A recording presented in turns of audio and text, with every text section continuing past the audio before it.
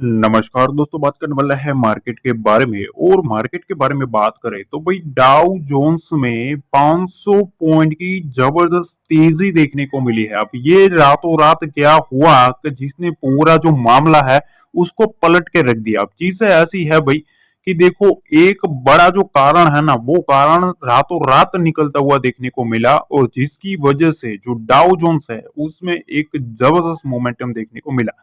अब सवाल ये है कि भाई हमारे मार्केट में मंडे को क्या होगा, क्योंकि ऑलरेडी मार्केट पीट चुका है। ठीक है, दो तीन ट्रेडिंग सेशंस आप देख रहे हो कि निफ्टी, बैंक निफ्टी, सेंसेक्स किस तरीके से पीटा जा रहा है। ठीक है, तो चीजें ऐसी है भाई, देखो सारा जो खेल है ना, वो यहाँ एक चीज ने मामला पलटा है और वो मामला है कूलर इन्फ्लेशन डाटा। अब ये चीज ऑलरेडी सरदर्द बना हुआ है यूएस मार्केट के लिए, क्योंकि ट्रंप भाई साहब आया है उसके बाद से अगर आपने देखा होगा मार्केट ऑलरेडी एक शूट अप कर रहा था।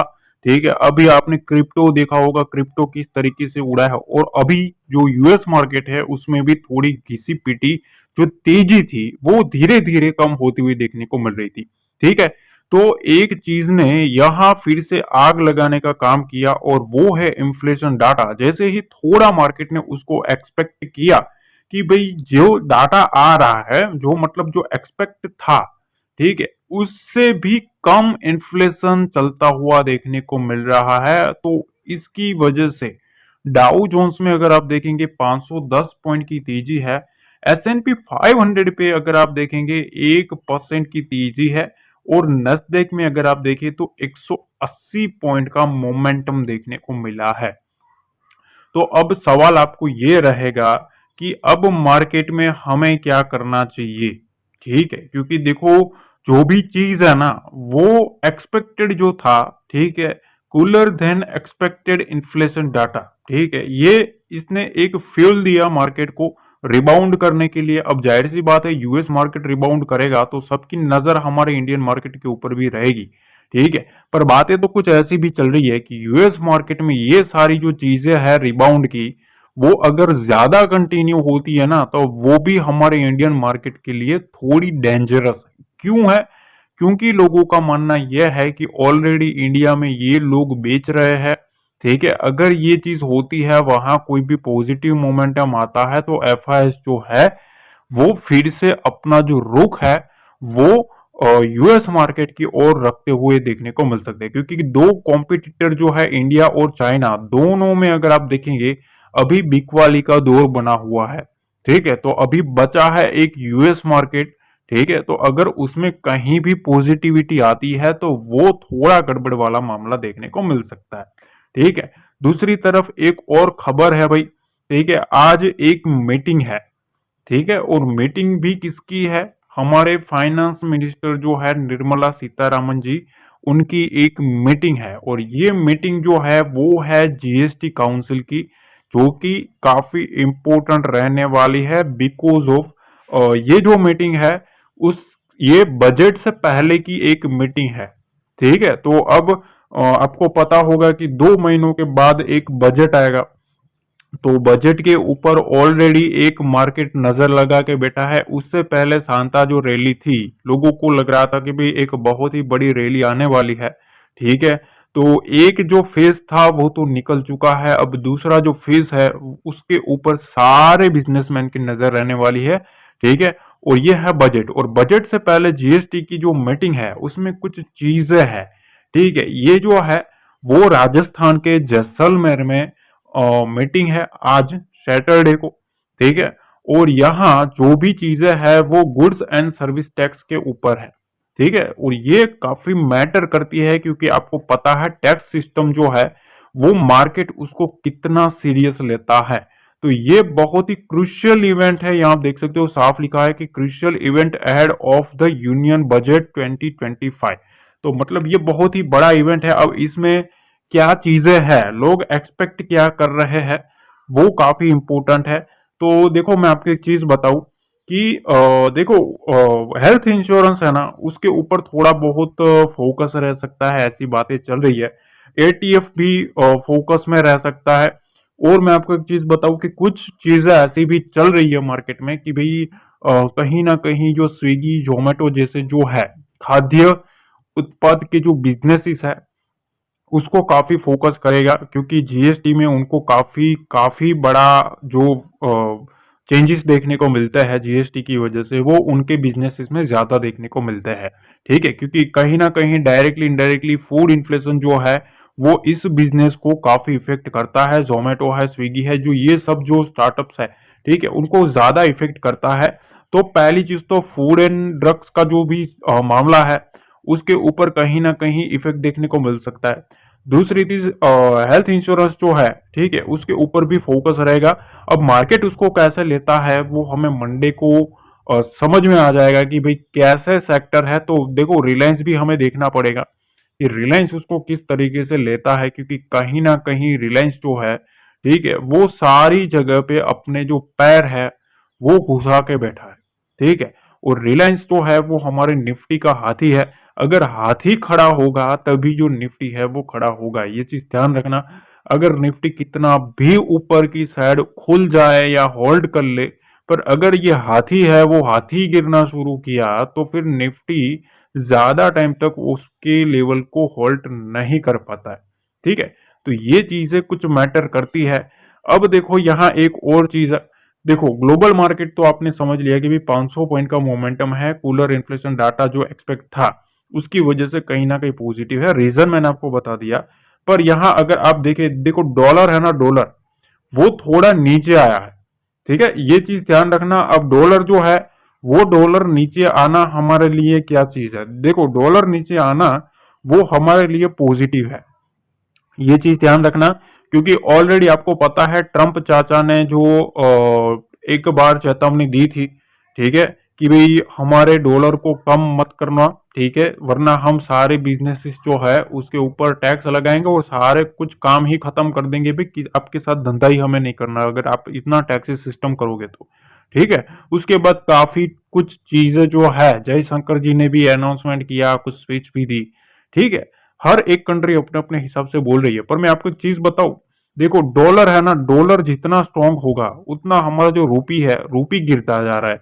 रूपी गिरना, ठीक है, वो हमारे इंडियन मार्केट के लिए अच्छी बात नहीं है, ये चीज ध्यान रखना। बैंक्स के लिए अच्छी बात नहीं है, ठीक है, बैंकिंग सिस्टम के लिए अच्छी बात नहीं है, इकोनॉमी के लिए भी अच्छी बात नहीं है। तो डॉलर का गिरना हमारे लिए थोड़ा पॉजिटिव रह सकता है। ठीक है, दूसरी तरफ जो गोल्ड है, ठीक है, गोल्ड में अगर आप देखेंगे, गोल्ड में थोड़ा बढ़ोतरी होता हुआ देखने को मिला है। क्यों? क्योंकि यहां जो इन्फ्लेशन का जो डाटा देखने को मिला, जो सॉफ्ट डाटा आया, जिसकी वजह से गोल्ड में थोड़ा बहुत यहां आप देख सकते हो कि फिर से एक तेजी का मामला बनता हुआ देखने को मिल सकता है। देखो दो एसेट्स है, ठीक है, एक रिस्कियर एसेट्स होता है जैसे कि हमारा इक्विटी मार्केट, स्टॉक मार्केट, ठीक है, दूसरा जो होता है वो ये गोल्ड वगैरह जो है, ठीक है, गोल्ड सिल्वर ये सारे जो चीजें हैं वो थोड़ा एसेट ऐसा होता है जो सिर्फ एसेट्स रहता है। हमेशा एक चीज ध्यान रखना, कोई भी बड़ी चीज रहती है उससे पहले सारा जो पैसा होता है वो ट्रांसफर हो जाता है। अगर कोई भी वोलेटिलिटी क्रिएट होने की ट्राई होती है तो वो गोल्ड में शिफ्ट होना स्टार्ट हो जाता है। ठीक है, ये चीज ध्यान रखना। अगर कोई भी ग्लोबली भी इश्यू आता है तो पैसा गोल्ड में शिफ्ट होना स्टार्ट हो जाता है, क्योंकि वो थोड़ा सेफर रहता है compare to equity market, stock market. ठीक है, तो अभी गोल्ड का जो बढ़ना है वो थोड़ा वो है, गोल्ड थोड़ा नीचे भी आता है तो भी वो हमारे इंडियन मार्केट और इक्विटी मार्केट के लिए पॉजिटिव रहता है। क्योंकि डायरेक्टली इनडायरेक्टली भी अगर आप देखेंगे तो दो चीजें मैटर करती है, इक्विटी मार्केट और कॉमोडिटी मार्केट। ठीक है, अब कॉमोडिटी के प्राइसेस बढ़ेंगे तो इक्विटी में कहीं ना कहीं दिक्कत आएगी, और इक्विटी बढ़ेगा तो कॉमोडिटी को थोड़ा बैलेंस करना पड़ेगा। ठीक है, ये चीजें काफी इंपॉर्टेंट रहती है। ठीक है, जो लोग जानकार है उनको पता होगा, जो लोग नए हैं उनके लिए ये नई चीज है सीखने की। ठीक है, तो हमेशा जो चीजें हैं, जैसे आप सेक्टर रोटेशन देखते हो वैसे ही मार्केट का भी पूरा रोटेशन चलता है। ठीक है, कभी इक्विटी तो कभी कॉमोडिटी, ये सारी चीजें चलती रहती है। ठीक है, अब यहाँ आप देखें तो फ्राइडे की अगर हम बात करें तो आपको एक चीज देखने को मिलेगी, डीआईएस ने बाय किया है 1300 करोड़। अब 1300 करोड़ बाय किया है, पर उसके सामने एफआईएस ने कितना पीटा पता है? 3500 करोड़ का सेलिंग कर दिया है। ठीक है, तो चीजें ऐसी है कि अभी अभी के हाल से अगर आप देखेंगे ना, एफआईएस जो है वो थोड़े ज्यादा हावी होते हुए देखने को मिल रहे हैं कंपेयर टू डीआईएस। ठीक है, तो ये चीजें ना थोड़ी अटपटी आपको लगने को मिल सकती है, क्योंकि ऑलरेडी मार्केट में नेगेटिव मोमेंटम है। अब देखो निफ्टी जो है वो 23,590 के आसपास है, ऑलरेडी 1.5% के आसपास की गिरावट हो चुकी है, 360 पॉइंट की। ठीक है, तो मैं तो आपको एक चीज बताऊं कि देखो अब मंडे को ना एक चीज ध्यान रखना, 23,500 का जो लेवल है ये एक इंपॉर्टेंट सपोर्ट एरिया है, 23,500, 23,450। ठीक है, इसके नीचे जाए ना तभी कुछ फ्रेश जो बियर एक्टिविटी है वो मेरे ख्याल से मार्केट में बनती हुई देखने को मिल सकती है। तब तक थोड़ा कॉशियस रह के काम करना है, क्योंकि ऑलरेडी मार्केट में जो सेलर है वो बेच के बैठा होगा, वो ऑलरेडी प्रॉफिट में चल रहा है। अब अगर उसने थोड़ा बहुत प्रॉफिट बुकिंग भी किया तो अभी मार्केट थोड़ा बाउंस करेगा। ठीक है, मार्केट को चाहिए कुछ भी बहाना, मार्केट को बहाना चाहिए मार्केट को गिरने के लिए। ठीक है, और उठने के लिए चार कारण चाहिए। ठीक है, ये कैसी चीजें चल रही है बताए, देखो पड़ोसी के घर में झगड़ा हो रहा है और हम उसमें घुस रहे हैं भाई, हमारे घर में भी शुरुआत कर दी। ये हमारा जो कामकाज है ना अभी इंडियन मार्केट का ऐसा है। ठीक है, यूएस मार्केट में अगर कुछ भी नेगेटिव चीज आती है ना तो भाई वो तो ठीक है, पर हमारा इंडियन मार्केट है वो उससे पहले तो हमारा इंडियन मार्केट पिट जाता है। समझ रहे हो? तो चीजें ऐसी है कि पड़ोसी के घर में जो कुछ भी होता है उसका इफेक्ट यहाँ रिएक्शन देखने को मिल जाता है। तो थोड़ा चीजें इस तरीके का है, अभी ग्लोबली मार्केट जो है वो भी हमको पिट रहा है, और इंडियन मार्केट का तो आपको पता ही है। ठीक है, कि क्या चीजें अभी भी है। 50,800 ये एक इम्पोर्टेंट हर्डल है, और उसके बाद 51,000 का एक इम्पोर्टेंट हर्डल है बैंक निफ्टी में। ये चीज ध्यान रखना, बैंक निफ्टी भी ऑलरेडी पीटा हुआ है।